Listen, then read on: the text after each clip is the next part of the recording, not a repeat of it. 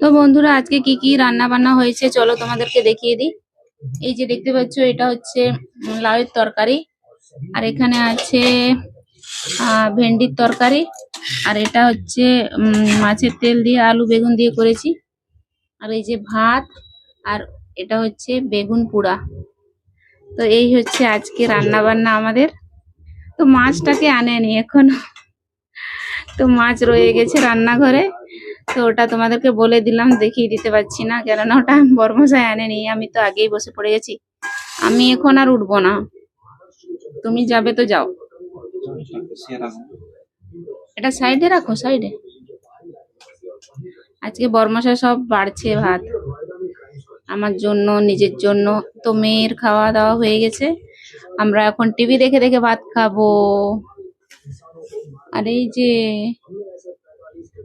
এটাকে পেছনে শুয়ে রেখেছি, ঘুমাচ্ছে ও, নইলে উঠে পড়লে আর খেতে পারবো না।